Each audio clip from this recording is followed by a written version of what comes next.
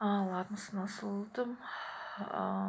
Кеше бір мынандай бір хат келді да маған, табырда отырған ғой танысу сайтында. Салтан дейді, егер саған үйленсем дейді, сенің балаңды ұрып соқсам, тәрбиелесем қалай қарайсың? Екіншіден, саған еркек тек сені асырап бағу үшін ғана керек па дейді. Мен мына жерде тоқтап қалдым да. Сонда сен еркектер тәрбиені тек таяқ жегізумен ғана түсіне ма сонда? Басқалай мейіріммен тәрбиелей алмай ма сонда? Ол бір. Екіншіден, еркектер асырап бағу үшін керек дейді. Одан басқа еркектер не үшін керек бізге? Одан басқа еркектердің қолынан басқа не келеді? Сол асырап баққаннан басқа.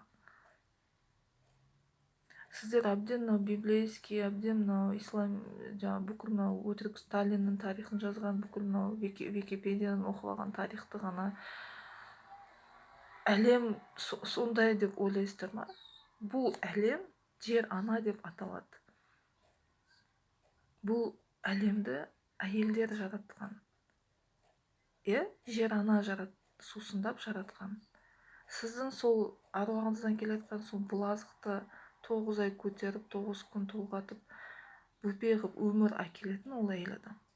Сізді еркек қылған сол сіз әйел адамнан жаратылдыңыз. Сізді басыңыз, табалдырықтағы басыңызды о төрге шығаратында әйел. Бүкіл тарихты сол оқыңыз. Цезарь қылған Клеопатра, Наполеон қылған Жозефина. Бүкіл еркектер, Атиланды кім? Бүкіл әйелдер, кез келген патшаның арқасында ақылды әйел отыр. Қазіргі заманда да бірдеме өзгерді дейсіз ба? Бәрі әйел үшін, әйел игілігі үшін жасалып жатқан осы әлемде. Сонда егер сен жұмыс істеп менен көп ақша тапсаң, сонда мен сонда құлыңмын, мен сонда күніңнің болып қалуым керек па сонда? Мен ғой беретін күш-қуат, егер күйеуге тисем, сол күйеуді күйеу ететін, соның ұрпағын өсіріп, шаңырағын көтеретін, бүкіл әулетін басқаратын, бүкіл әулетінде күш-қуатын қозғайтын әйел адам ғой. Сіздер еркектер сәл мынау материалдық жағдай болса деп өздеріңізді құдай санап кеттіңіздер ма?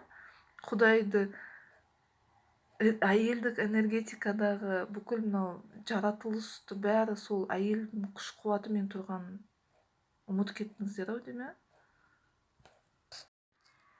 Әйел еркексіз өмір сүре береді, бірақ еркек әйелсіз